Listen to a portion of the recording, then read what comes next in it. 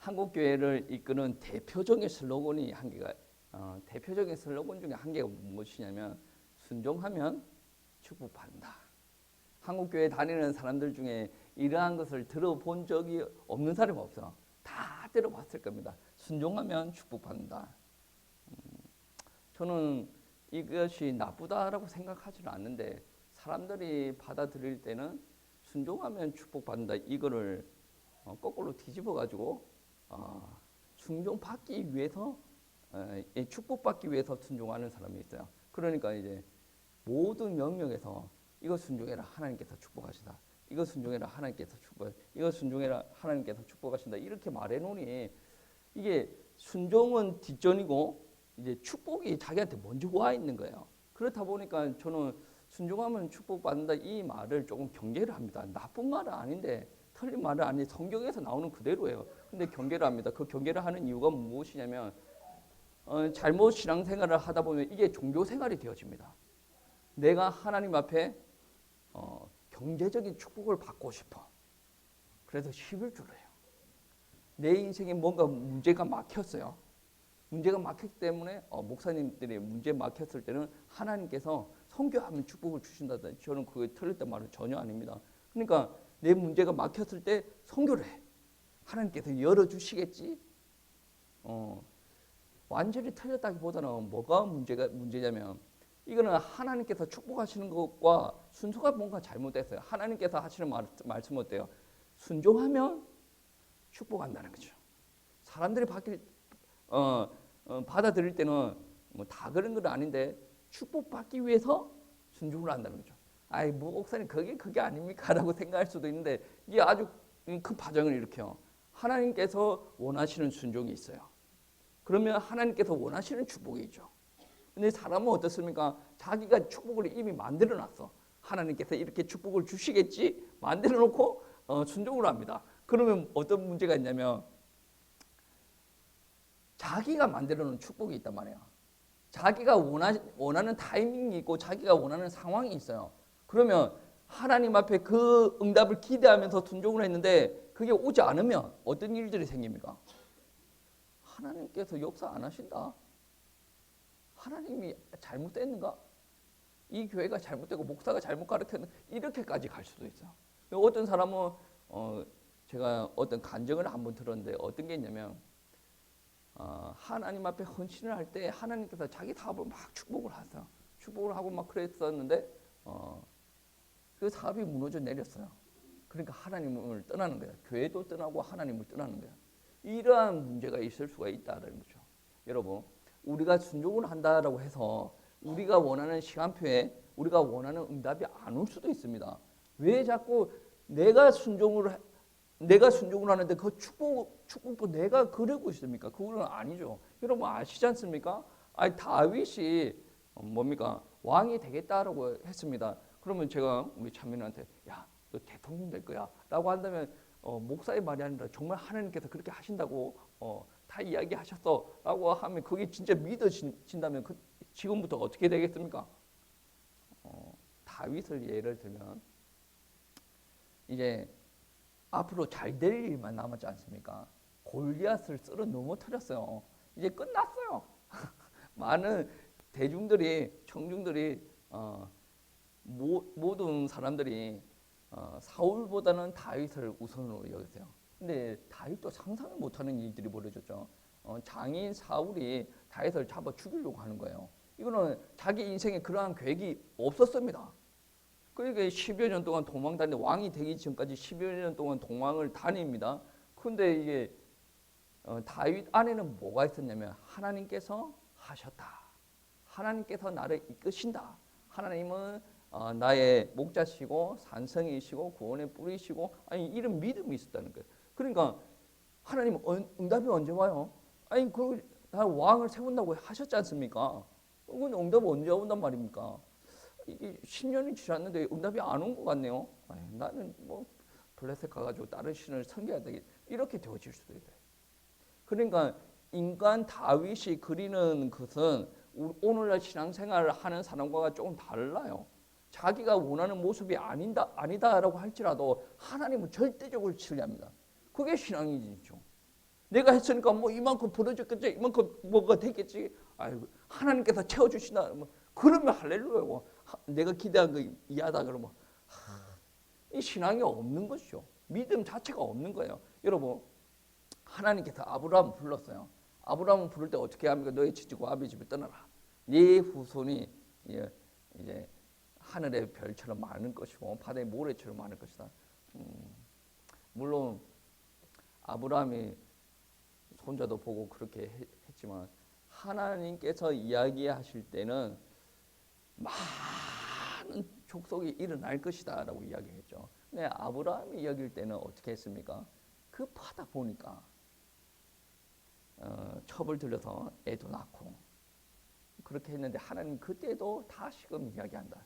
네가 했던 방법 말고 내가 지명한 그 여자한테서 나올 것이다. 이미 경수가 끊어지고 애를 낳을 수 없는 몸이에요. 그럼에도 불구하고 하나님께서 그에게 더 날 것이다 라고 이야기하죠. 여러분 생각할 때는 어떻습니까? 내 후손이 바다의 별처럼 많을 것이다 하면 내 당대에 자식이 어느 정도 한 10대명 되어야 되지 않겠습니까? 야곱 보세요. 야곱이 10대명 됐지 않습니까? 아니, 아브라함도 10대명 되면 얼마나 좋겠습니까? 그런데 하나님께서 보시기에 한 명이면 족하다. 한 명이면 그 시간도 오래 걸리고 무슨 내 후손이 뭐 많아지겠습니까? 라고 하는데 그래도 하나님께서 아브라함에게 이야기할 때 네 후손들이 이방에 가서 나그네 생활도 할 것이고 다시 올라오겠다. 그런 이야기까지도 하시나 하나님이 아니에요. 그러니까 인간이 생각하는 응답과 하나님께서 생각하는 응답이 같을 수도 있지만 다를 확률이 너무나도 많아요. 근데 참 재미난 것은 내가 생각하는 거기에 맞춰지는 것도 좋겠지만 좀 다르게 역사하고 다르게 역사하는 게 무조건 나쁜 게 아니에요. 그게 오히려 좋은 거예요. 나의 시간표, 나를 아시는 하나님께서 가장 나한테 합리적으로 나한테 적합한 것을 주신다라는 거예요. 하나님께서 나한테 요구하는 바가 있다는 거. 내 상황이 안 좋아요. 내 상황이 안 좋으면 어떻게 해야 합니까?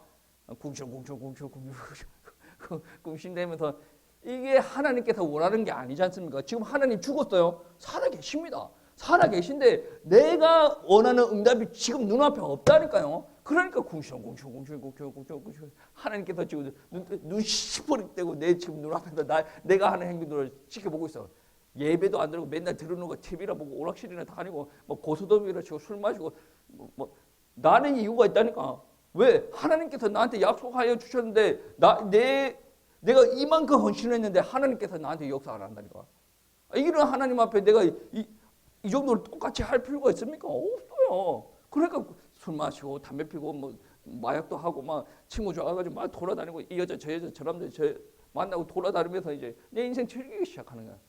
하나님께서 살아계시면 내 눈앞에 눈 시퍼렇게 뜨고 내가 하는 행동들을 보고 있는데 그럴 수가 없는 거죠. 하나님께서 살아계시다라는 믿음이 있는 사람이면 내가 원하는 그 정도의 상황, 응답이 없을 수도 있다는 거죠. 그래서 순종하면 응답이 온다, 축복이 온다라는 말은 있는 그대로 믿어야지 내가 원하는 대로 병영시키면 안 돼요.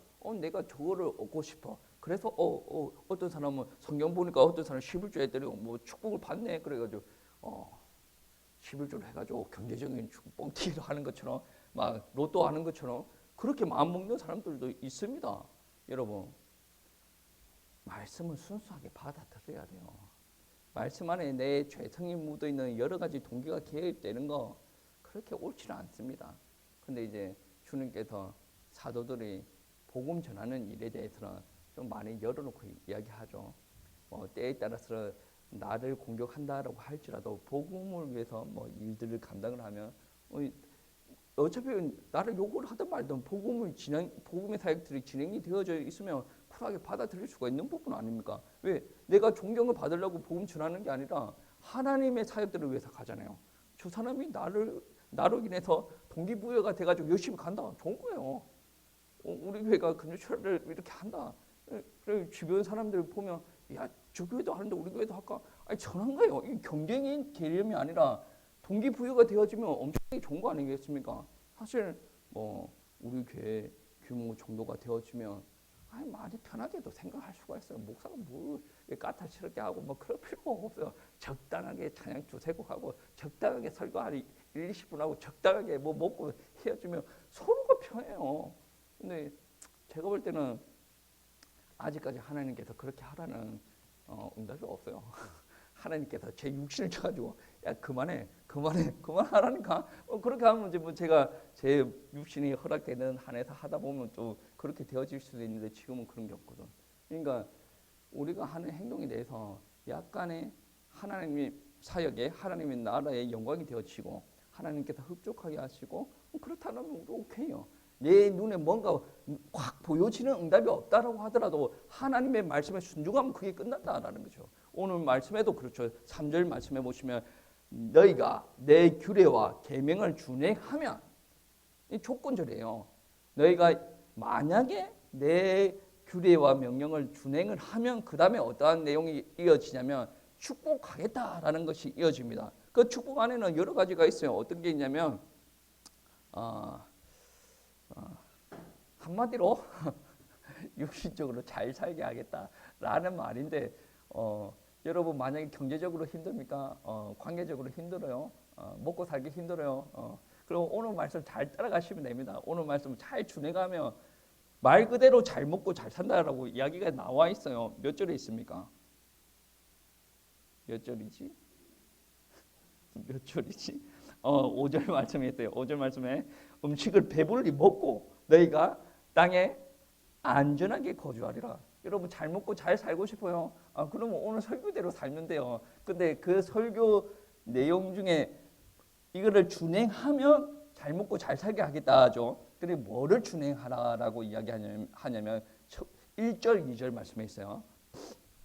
1절 말씀에 보시면 너희는 자기를 위하여 우상을 만들지 말지니 조각한 것이나 주상을 세우지 말며 너희 땅에 조각한 석상을 세우고 그에게 경배하지 말라라고 합니다. 그 말은 무슨 말? 여러분 이게 귀에 피가 나도록 이게 잔소리처럼 많이 들었어요. 잔소리를 하는데 워낙 이게 말을 못 알아들으니까 잔소리처럼 와 닿을 수도 있어요. 우상 숭배를 하지 말아라, 거절하라라는 말이 되어지겠죠. 오늘 말씀에서 말하는 우상 숭배는 그래요. 이제 주상을 만들지 말고 석상을 만들지 말고 그것을 경배하지 말아라. 말은 무슨 말이에요? 유형으로 어떤 물건에 의해서 이게 상을 만들지 말고 거기서 절을 하거나 막 빌거나 그런 일을 하지 말라는 거죠. 근데 참 한국의 문화권 안에서 이게 참으로 쉽지가 않아요. 많은 그리스도인들이 여기 많이 매여져 있어요. 어떤 부분에서는 훌륭한 목사님들도 여기 매여져 있는, 아니 제가 그 목사님을 향해서 뭐라고 할 수는 없는 노릇인데 많은 분들이 여기 매여져 있네요. 왜 매여져 있냐면 우리가 태어나면서부터 우상 숭배하는 모습을 바라보고 크는 거예요. 근데 성경은 이렇다라고 이야기를 하는데 우리가 삶의 현장에서 바라보는 내가 경험하고 내가 배워왔던 거는 성경과 좀 달라요. 다르면 어떻게 해야 됩니까? 성경적으로 가야 돼요. 여러분 하나님께서 홍해를 가르치겠다라고 이야기했을 때 안 믿어져요. 그런 적이 없어요. 믿을 때 어떻게 합니까? 열리는 거 아니겠습니까? 하나님께서 여리고성을 돌아라, 함성을 쳐라, 이런 일이 일어난 적이 없어요. 그런데 그렇게 안 믿어지고 내가 안 믿어진다라고 한다면 어떻게 해야 됩니까? 믿어질 수 있도록 기도해야 되는 거 아니겠습니까? 그리고 하나님께서 말씀하시는 대로 따라가야 됩니다. 근데 이 우상숭배의 영역에 있어서도 아주 이게 안 끊어져요. 저도 가끔 그럴 것 같으면 부모님 돌아가시면 화장을 시키면 뭐 그런 거 없죠. 만약에 묘자리를 만들어 놓는다라고 한국 전통이니까 저는 묘자리를 만들어 놓는 거 보고 우상숭배라고 하지 않습니다. 왜 그렇습니까? 아브라함도 아내가 죽었을 때 어디에다가 모셨습니까? 막뼈를 굴에 모셨잖아요. 그게 무엇이냐면 시신이 죽었을 때 그 시신을 어떻게 한다 만다 그 개념을 떠나서 이게 사랑하는 아버지 어머니지 않습니까? 아버지 어머니면 그 시신을 막 대하면 자식들의 마음은 어떻겠습니까? 우리 예전에 조선시대에 사제 육신을 다 찢어가지고 막 성벽에 걸어놓고 막 그러지 않습니까? 그러면 죽는 사람은 어떨지를 모르겠어. 근데 가족들은 엄청나게 큰 고통에 시달린다는 얘기예요. 여러분, 코로나 시대에 우리나라에 우울증 환자가 그렇게 많이 늘었어요. 물론 자기가 하고 싶은 것을 못하게 차단을 시켜서 그렇지만 우울증 생긴 요인 중에 하나가 무엇이냐면 내 부모가 죽었어요. 근데 코로나 확산 때문에 얼굴도 못 보게 해. 그냥 화장을 시켜버려서. 그것 때문에 우울증이 많은 경우가 많거든. 그러니까 무엇이냐면 아버지가 돌아가셨으면 그 돌아가신 것을 뒤집어 엎을 수는 없어요. 근데 어느 정도 경외하고 뭐 애도하는 기간들이 있어야 돼. 그러니까 며칠 동안 울고 나면 돌아가셨는데 그게 인정이 안 되지만 여전히 슬프지만 처음보다는 애도하는 기간들이 있으면 사람들이 조금 평안을 찾게 되어지거든요. 여러분, 애굽에서 야곱이 죽었어요. 야곱이 죽었을 때도 거의 왕이 국가의 장처럼 지금 정확하게 기억이 안 나는데 거의 엄청 오랜 기간 동안 온 백성들이 이게 우는 일들이 벌어졌단 말이에요. 요셉이 죽었을 때도 마찬가지고. 그러니까 우리 성도님들, 우리 부모가 죽었을 때 묘자리를 만드는 것이 잘못된 게 아닌단 말이에요. 그럼 벌초하는 게 뭐 잘못됐나 이거를 좀 이상하게 바라볼 수도 있는데 벌초하는 게 뭐 잘못됐습니까? 저는 잘못되지 않았다고 봅니다. 어차피 묘자리를 만들어 놓으면 그 묘자리를 가서 무슨 숭배한다라는 것이 아니라 그 묘자리 안에 부모가 들어있다라고 생각해서 그런 게 아니라 만들어 놓으면 풀이 사람들 사람 키마다 커져 있는데 그걸 누군가를 베야 될 거 아니에요. 근데 우리 한국 문화 안에서는 어땠습니까? 그 베는 이유가 깔끔하게 정리하는 이유도 있겠지만 그 베는 기간이 명절 바로 앞이에요. 베고 거기 가서 과일상 차려놓고 그렇게 경배를 한단 말이에요. 그리고 어떻게 좋게 생각을 하면 그렇죠. 뭐 한여름에 베봤자 풀이 올라오니 베봤자 아무 소용이 없어.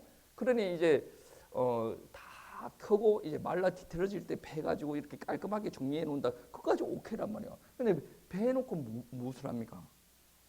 앞에 얹어놓고 이거 하지 않습니까? 목사들도 그렇고 그리스도인들이 여기서 못 벗어나는 경우가 너무나도 많아요. 왜 그게 무서운 우상숭배냐? 너는 부모도 없냐? 쌍놈이냐? 그렇게 이야기하는데 그렇게 하지 말고 정말 하나님을 믿는 사람이라면 성경에서는 그 문화를 노골적으로 이야기하지 않아요. 근데 성경에서는 문화권마다 제사 드리는 풍습들이 달라요. 그렇죠? 그러면 이제 풍습들이 똑같지 않다라고 하더라도 그 뭡니까? 표본을 제시를 하고 있는 거지 않습니까? 오늘 나무 세우지 마라. 아니, 석상 세우지 마라. 거기다 경배하지 마라. 성경 말씀에 보면 그 신들한테 뭔가를 주는 거 있지 않습니까? 자식을 잡아다 주는 그런 경우도 있고 그게 어떤 일정한 예 중에 하나란 말이야. 그 예 중에 하나가 우리 한국에서도 벌어지고 있는데 그거를 보고 우상숭배인가를 모른단 말이야. 저는 우리 부모님 죽으면 저는 벌초할 겁니다. 어떤 사람 보고 저기 무슨 목사냐. 벌초는 해야 될 거 아니에요. 꺼내설게 우리 부모님이 죽으면서 그냥 내가 불에 태워가지고 저기 바닥에 그냥 뿌리라. 그러면 자식의 입장에서는 애도 기간이 끝나지 않았는데 불에 태우는 거는 참 쉽지는 않아요. 그렇지 않습니까? 죽었지만 여전히 육신은 있지 않습니까? 여러분 한번 생각해 보세요. 여러분 독해서 그런가는 모르겠는데 한번 생각해 보세요. 아버지는 돌아가셨는데 여전히 아버지 몸을 하고 있지 않습니까? 그럼 몸이 여러분 아버지 안 돌아가셨습니까? 하고 있는데 그 몸을 고스란히해서 땅에 묻는 매장하는 것과 그 몸을 화장하는 것은 정신적인 충격이 다르단 말이에요. 내 예전에 화장하는 데를 가봤는데 내 아버지가 아니야. 근데 화장하고 나서 그 어르신이 뼈도 제대로 없어요. 내 아버지도 아닌데 난 거기 정신적인 충격이 몇 주 갔다니까. 여러분은 독해서 안 그런가는 모르겠는데 그러니까 일단 화장을 하든 매장을 하든 제 입장에서는 매장하는 게 물론 천국 갔으니까 화장을 하든 매장을 하든 상관이 없어요. 근데 매장을 하는 게 저한테는 정신적인 충격이 덜할 것 같다라는 생각이 듭니다. 애도 기간이 충분하지 않으니까. 그렇다고 해서 묘자리 가가지고 아이고 아버지 좋았습니다. 그렇게 하는 건 아니죠. 너가 아버지는 그게 없다니까. 안 그렇습니까? 그러니까 이제 그런 매장의 문화까지는 뭐라고 하는 건 아닌데 그 이후에 하는 아버지를 찾아간다. 아버지 좋았어요. 이거 먹으세요. 술 소주 가지고 왔어요. 이게 아니라는 거죠. 우리는 예민하게 바라봐야 됩니다. 왜 자꾸 제가 우상숭배의 문제를 길게 이야기하냐면 하나님과 우리 사이에 우상숭배가 딱 자리를 잡고 있지 않습니까? 그럼 우리는 하나님 앞에 초점을 맞출 수가 없습니다. 우상이라는 것은 나와 하나님과의 사이에 끼어드는 무언가, 하나님과 나 사이에 방해하는 일체의 모든 것을 두고 우상숭배라고 합니다. 만약에 내가 하나님을 향해서 달려가는데 무언가에 의해서 하나님의 1순위였는데 1순위가 점점점 2순위가 되고 3순위, 하나님께서 4순위, 5순위가 되어지고 있습니다. 그렇게 밀려나는 순위가 하나님께서 자꾸 밀려나는데 하나님보다 앞순위에 있는 것들 있지 않습니까? 그게 바로 우상이에요. 그런 우상, 만들어진 유형의 우상이 아니더라도 무형의 우상이라도 그거는 일체의 모든 것이 우상이기 때문에 만약에 예를 들어서 내가 자녀 때문에 하나님 앞에 예배 안 드린다. 전염병이 심합니다. 그래서 나는 예배 드리러 갈 수가 있는데 내 애가 전염병에 걸리기 때문에 못 가겠습니다. 그런 부분들도 어떻게 보면 우상이에요. 내 아이를 교육시켜야 되기 때문에 나는 교회 안 가고 집에서 대충 예배 드리고 우리 아이의 영어 공부, 수학 공부 시키게, 이게 우상숭배야. 왜 그러냐면 하나님은 여전히 변함없는 하나님인데 내가 선택하는 거야. 내가 자녀가 있기 때문에 하나님을 잠깐 2순위로 두고 내 자녀를 1순위로 두는 거야. 그게 바로 우상숭배라는 거죠. 하나님을 절대적으로 신뢰하지 못하고 내 애가 1순위 되는 게 우상숭배고, 만약에 돈도 마찬가지요. 내가 경제활동을 많이 합니다. 그럼 경제활동하는 것 때문에 하나님께서 2순위, 3순위가 내려앉는다라고 한다면 그것 또한 우상숭배가 되어지는 거죠. 여러분, 사람 좋아하는 사람들은 주일날 얼마나 사람 만나기 좋습니까? 오늘 사람 만나가지고 가을산도 올라갑니다. 가을산 올라가서 이제 산 꼭대기에서 오이도 먹고 소주도 먹고 막걸리도 묻히고 다 먹습니다. 그리고 어허하고 지금 오후 한 5시쯤 돼가지고 내려와요. 얼마나 좋아요. 인생이 그게 꿀맛이거든. 왜? 월화수목금 토 열심히 일하다가 주일날 산에 가가지고 노래 부르고 깽가리 치고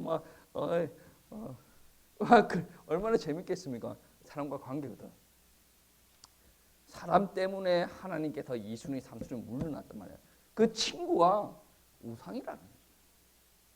만약에 하나님 앞에 온전히 서기 위해서는 그렇게 눈에 보이지 이게 만들어놓은 유형의 우상이 아니라 내 마음 속에 사로잡혀 있는 그 우상이 하나씩 꺾여져야 됩니다. 우상이라는 말 안에, 원어적으로 우상이라는 말 안에는 헛된 것이다라고 들어요. 여러분, 천국과 아무 필요가 없는 거예요. 헛된 것이다라는 말씀입니다. 여러분, 교제를 강조하고 있는 서신서가 요한 1서인데 요한 1서 말씀에 어떻게 말을 하고 있냐면, 우리가 보고 들은 말을 너희에게 전함은 너희로 우리와 사귐이 있게 하려 함이다. 우리의 사귐은 아버지와 그의 아들 예수 그리스도와 더불어 누립니다. 무엇을 강조하냐면 사람과의 사귐을 강조하고 그리스도와 함께 사귀는 것을 강조합니다. 그게 재미난 게 뭐냐면 그 요한 1서 마지막 부분에 무슨 말이 있냐면, 자녀들아 너희 자신을 지켜 우상에서 멀리하라. 교제가 온전히 되어지려면 우상에서 멀리해야 돼요. 우리 한국 사람들 자꾸 우상 가지고 들어와요. 교회 안에 기도 제목 보면 내 자녀 잘 되게 해주세요. 가정 화목하게 해주세요. 그것밖에 없어. 돈 많이 벌게 해주세요. 그게 뭡니까? 자기의 우상이 기도 제목에 고스란히 녹아 들어져 있는 거지 않습니까? 그 제목 자체가 잘못된 게 아니에요. 그 기도만 하는 게 잘못된 거죠. 기도에 뭡니까? 내가 하나님의 자녀 된 거 감사하고, 내가 이 복음을 위해서 살게 하신 거 감사하고, 하나님 내가 이 사역들을 하게 하신 거 감사하고, 헌신을 감당하게 하신 거 감사하고, 너무 감사할 게 많지 않습니까? 나로 말미암아 세계 복음화에 쓰이게 하신 이런 기도 제목 다 챙겨놓고 돈 주세요. 내 자녀 잘 되게 해주세요. 우리 남편 승진하게 해주세요. 잘못된 게 아닌데 이것만 있다라고 한다면 꼭 그게 종교 생활에 빠져들고 있다는 거죠. 그의 나라와 그의 그의 나라와 그의 뭡니까? 의를 구하면 그런 기도 안 해도 된다고 하지 않습니까? 우리가 그런 믿음은 있어야 되지 않겠습니까? 여러분, 우리가 지금 하나님을 향해서 초점이 흔들린다라고 한다면 무엇 때문입니까? 우상 때문이다. 그 우상을 제거해 버려야 우리가 그 초점 위에서 살아갈 수가 있다라는 겁니다. 그리고 이게 우상 숭배하지 말라는 게 순종해야 될 첫 번째입니다. 그리고 두 번째가 뭐냐면 2절 말씀이죠. 너희는 내 안식을 지키며 내 성수를 경외하라. 나는 여호와다라고 표현합니다. 두 번째가 뭡니까? 안식을 지키라라는 게. 내가 하나님 앞에 초점이 유지가 되기 위해서는 하나님을 보는 시간이 있어야 됩니다. 여러분은 어디에서든지 어떤 시간에서든지 하나님 앞에 예배 드릴 수 있는 하나님의 자녀예요. 그런데 하나님께서는 안식일이라는 특정일, 구분된 날을 하나님께서 준비해 놨단 말이에요. 그러니까 주일 같은 경우에는 온전히 하나님만 바라볼 수 있는 날이다. 그러니까 구분을 해놓으니 그 시간으로 말미암아 하나님 앞에 집중을 할 수 있는 시간이 필요하다라는 거죠. 그 시간으로 말미암아 우리는 어떻게 합니까? 하나님 앞에 영광을 올려드리고 또 하나님으로부터 은혜 받는 시간이 되어진다. 이게 안식일을 지키라. 시간적인 구분을 이야기합니다. 그런데 세 번째는 2절 말씀해 보시면 내 성소를 경외하라는 거죠. 이게 뭡니까? 예배 드리는 공간입니다. 하나님의 성소. 장소도 시간을 구분하였으면 장소도 구분하라라는 말씀이죠. 여러분 한번 보세요. 요즘에 예배가 좀 자유로워졌어요. 집에서 온라인 예배를 드리던 여행 갔다가 핸드폰에서 이제 해가지고 같이 예배 드리던 예배는 다 예배인데 왜 내 예배를 그렇게 무시합니까? 하나님께서 이야기하신 게 있죠. 안식일을 구분하여서 드리라. 안식일을 구분하였을 때는 날짜를 구분하는 시간을 구분하는 것도 있지만 무엇도 구분하는 겁니까? 장소도 구분하는 거예요. 시간과 장소를 구분하여서 하나님 앞에 드리는 거예요. 그게 불편해요. 불편한데 그게 습관으로 배어지면 그러니까 어떤 게 있냐면 내가 정해진 날에 정해진 시간에 정해진 장소에 가서 예배를 드린다라고 한다면 그 예배 드리는 모습들이 나한테 습관으로 배이게 돼 있단 말이에요. 습관으로 배이면 어떻게 되어집니까? 몸을 따라가고 그렇게 하다 보면 나한테 내적인 변화도 일어날 수가 있다는 거죠. 근데 내가 편한 것만 생각해요. 집에서 계속 오랫동안 그렇게 예배 드리다가 그런 거 생각할 수도 있어요. 근데 참 안타까운 것은 한국 교회에서 코로나 이후로 많은 성도들이 떠나가서 못 돌아오는 경우들이 있지 않습니까? 왜 그렇습니까? 집에서 예배 드리는 것도 예배라고 이제 허용을 해버렸어요. 그러니 나는 믿어요. 교회 안 나가. 편하게 집에서 예배 드리고 헌금 보내면 되지. 나는 하나님 믿는다니까. 그러면 할 말이 없어요. 근데 성경에서 이야기할 때는 개인적으로 신앙생활 하는 것을 두고 이야기하는 것이 아니라 공동체 생활을 하나님께서 창세기부터 요한계시록까지 공동체 생활을 주창 이야기하고 있습니다. 단점도 있지만 장점도 있다는 거죠. 그러니까 장소를 구분하여서 그 성소에서 예배 드리는 것을 하나님께서 기뻐하신다. 그러니까 우리가 신앙생활을 할 때 시간을 구분하지 않고 장소를 구분하지 않으면 신앙이 완전히 무너지게 되어져 있다라는 말을 하고 있다는 거죠. 그러니까 하나님께서 순종하라라고 하는 게 크게 세 가지가 있어요. 첫 번째 뭡니까? 우상숭배 하라. 아니 우상숭배 하지 마라. 안식일을 그렇게 지키고 성소를 경외하라. 이 세 가지예요. 그렇게 하면 내가 축복을 하겠다라는 건데 한국에서는 여전히 안식일을 거룩히 지키고 성소를 경외하는 일들이 많은데 제가 설교 서론 부분에서 이야기했지만 우상 숭배에 걸려져 있는 사람들이 너무 많아요. 제 주변에 있는 목사님도 그렇고 너무 많아. 여러분 혹시나 여러분의 신앙생활을 그렇게 오래 했는데 여러분 집안에 축복이 안 내려왔다라고 한다면 이거를 점검을 해봐야 돼요. 이 세 개 중에 하나만 하면 축복이 온다라는 개념이 아니에요. 이 세 개가 완벽하게 되어져야 축복이 온다는 거죠. 그러니까 내가 신앙생활을 열심히 했는데 축복이 없다. 이거 세 개 중에 하나예요. 점검을 해봐야 돼요. 큰일 나네요. 여러분 점검을 한번 해봐야 된다라는 거죠. 그 축복이 무엇이냐면 땅의 산물에 축복이 있다라는 것이죠. 그 순종으로 하면 축복이 있다라고 하는데 4절 말씀에 내가 너에게 철을 따라 비를 주리니 땅은 그 산물을 내고 밭의 나무는 열매를 맺으리라. 어떻게 말하면 나는 비 줄 필요가 없는데 라고 생각할 수가 있는데 지금 이 설교를 듣는 청중은 어때요? 말씀을 듣는 청중은 어때요? 다 농경사회 아니면 짐승 키우는 사회거든요. 근데 비가 엄청나게 중요해요. 짐승을 키워도 비를 안 주면 짐승이 풀을 못 먹거든. 그러니까 비가 엄청나게 중요해요. 그러니까 도시에서 사는 사람을 두고 이야기하는 게 아니라 농경사회, 목축사회 사람들한테 이런 지금 이야기를 한단 말이에요. 비를 줄 것이고 열매를 맺게 하겠다라는 이야기를 하는 거예요. 이 말은 무슨 말이냐면 오늘날에도 적용되는 거예요. 네가 열심히 씨를 뿌리고 일을 열심히 했고 네 미래를 위해서 열심히 투자를 노력을 다 했어요. 그런데 하나님께서 열어주셔야 일이 일어나는 거 아니에요. 내가 열심히 일했음에도 불구하고 하나님께서 막으십니다. 막으실 때는 장사가 없어요. 근데 하나님께서 열어주시는 경우가 있다는 거죠. 어떻게 했을 때 열어준다고 이야기합니까? 우상숭배 하지 말고 안식일 예배 지키고 성소를 경외하라. 이게 되어졌을 때 하나님께서 은혜 주신다라는 거죠. 5절 말씀해 보시면 배불리 먹는 일들도 있고 안전하게 거주하게 하겠다. 그러니까 하나님을 온전히 경배하고 순종을 하니까 배도 골지 않고 육신의 안정도 보장이 되어진다라는 것을 이야기를 하고 있습니다. 사나운 짐승이 와도 하나님께서 보호하신다라는 거죠.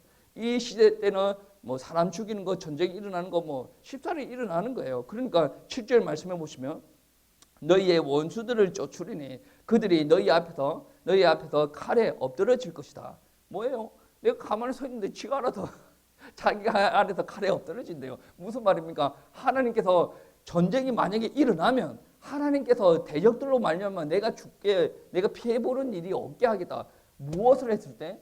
안식일 지키고 성토를 경외하고 우상숭배하지 않았을 때 이런 일들이 일어난다는 거죠. 그리고 19절 말씀에 이런 말씀이 있습니다. 내가 너희를 돌보아 너희를 번성하게 하고 너희를 장대하게 할 것이며 내가 너희와 함께한 내 언약을 이해하라 라고 이야기하지 않습니까? 여러분 이 말씀 보시면 뭔가를 생각해야 돼요. 번성하고 장대하게 하겠다라고 이야기하시죠. 사람이 죄를 범하기 전 하나님께서 사람을 처음 창조하셨을 때 사람에게 임한 축복입니다. 하나님께서 인간에게 복을 주시면서 생육하고 번성하고 땅에 충만하라 라고 축복하셨죠. 그거는 이제 죄를 범하기 전이고 죄를 범하기 전에 이 축복을 많이 누렸는데 죄를 범하고 나서 하나님께서 인간에게 저주 주시죠. 오히려 땅에서 일하고 네가 수고해야 되고 뭐 애 낳는 고통과 뭐 질병이 막 이런 저주의 말씀을 주셨단 말이에요. 근데 오늘 이 말씀에서 26장의 말씀해 보시면 어떻습니까? 내가 너를 돌보겠다. 너를 장대하게 하겠다. 번성하게 하겠다. 그 이유가 무엇입니까? 우상숭배 하지 말고 안식일을 거룩하게 지키고 성도를 경외하고 여러분 성도를 경외한다라는 말 안에 그런 것도 있죠. 우리 조금 있다가 교회 청소도 하게 될 것인데 여러분 마음이 그래요. 교회 청소하기 싫은데 뭐 어쩔 수 없이 하는 그게 모습 안에서는 청소하는 것처럼 보여질 수도 있어요. 다 같이 청소하는 건데 근데 내가 하기 싫은데 억지로 하는 사람은 성도가 경외가 되어지지 않는 사람이죠. 근데 몸이 안 좋아도 뭐 깔딱깔딱깔딱 하더라도 내가 정말 하나님 위해서 깔딱깔딱이라도 하고 싶어가지고 이게 청소를 좀 하는 사람들 있지 않습니까? 그게 경외예요. 내가 많이 하고 조금 하고의 마음이 아니라 내가 하나님의 전을 위해서 구분되어서 하나님 앞에 예배드릴 이 공간을 위해서 내가 육신을 들여서 기도도 해야 되지만 청소하는 것도 하나님을 경외하는 모습 중에 하나다라는 것이죠. 여러분 분명히 하나님 앞에 순종을 하면 여러분 육신의 건강뿐만이 아니라 안전 이야기죠. 전쟁 그리고 여러분 경제 모든 것을 하나님께서 챙기신다라고 이야기를 합니다. 분명히 이야기하는데 우상숭배 하지 말고 안식일을 거룩히 지키고 성도를 경외하라. 그러면 하나님께서 축복하신다. 사람들이 체크하는 게 뭐냐면 이 중에 몇 개만 하면 하나님께서 축복하겠지. 분명히 이야기했어요. 3절 말씀에 너희가 내 규례와 계명을 준행하면 이라라고 표현을 하고 있고 9절 말씀에 너희와 함께한 내 언약을 이행하라라고 하고 있습니다. 이것은 이 안에 들어가 있는 말씀은 무엇이냐면 하나님께서 셋 중에 한 개만 하면 내가 축복할게 이런 의미가 들어가 있는 게 아니라 문맥 안에는 어떤 의미냐면 이거를 다 지켜야 돼요. 다 지키면 내가 너희를 축복할게. 그래서 제가 하는 말이 그렇게 신앙생활을 했는데 증거가 없다. 물론 하나님께서 연단을 시키는 경우이기도 한데 그런 경우가 아니라면 그럼 한번 점검해 보세요. 우리 가정이 왜 이렇게 회복이 안 되지? 우리 아버지한테 물려받은 게 없어서 회복이 안 되나? 그렇게 단순히 생각하지 말고 하나님께서 역사하시면 아버지한테 물려받은 거와 상관이 없이 역사가 일어나는 거예요. 그러니까 한번 점검을 한번 해보세요. 이게 왜 안 되지? 그러면 내가 우상숭배 하고 있는 거니까 저는 이제는 그러한 것 가지고 이제 이제 이 정도의 수준을 뛰어넘어야 된다고 생각하는데 한국에서는 워낙 우상숭배를 많이 하고 있어요. 교회 안에서도 마찬가지예요. 그리고 우상숭배를 하고 있는가? 내가 예배를 제대로 드리고 있는가? 여러분 예배 드릴 때 좀 기쁘게 드리세요. 기쁘게 드리세요. 제가 예배 드릴 때 음성이 자꾸 올라가려고 하는 것도 컨트롤하는 경우가 많이 있어요. 오늘 오전 예배 때도 아주 숙면을 취하시는 분들이 올라갈 뻔했는데 우리 김부미 집사님 그러더라고. 애들 열받게 하면 열받게 할 때 10번만 세면 이 내려간대. 설교 중에 10번은 못 되고 좀 예배 좀 잘 드리세요. 기쁜 마음으로. 기쁜 마음으로 드려야 하나님께서 나한테 예배 드리는 게 기쁘구나 하겠지. 오리도 아니고 이래가지고 예배 드리면 하나님께서 얘가 어디가 안 좋나? 내한테 예배 드리는 게 뭐 시원찮나? 그렇게 하면 하나님 예배 받는 입장에서도 불편할 거 아니에요. 그러니까 하나님이 경외하는 부분들이 있어야 돼요. 경외하면 내가 와 있는 것 자체가 행복한 거예요. 내가 예배할 수 있는 게 행복하고 내가 하나님 앞에 헌신할 수 있는 것도 행복하고 교회 안에서 뭐 여러 가지 일들도 있지만 때에 따라서는 허들렛 일도 할 수가 있지 않습니까? 그런 일을 하는 것도 행복해요. 그냥 무조건 좋아야 돼요. 여러분 응답받는 키포인트가 이거 세 가지인데 이 세 가지가 온전하게 되어지려면 바울이 데살로니가 전서에서 이야기한 거 기뻐하고 감사하고 기뻐하고 감사하고 기도하고 이게 되어져야 이게 맞물려서 돌아간다라는 말씀이죠. 여러분 승리하십시다. 제발 좀 응답 받자니까요. 우리 성도가 응답 못 받으면 목사가 힘이 빠져. 우리 성도님들 많은 축복 속에서 회복함이 있기를 기도하겠습니다.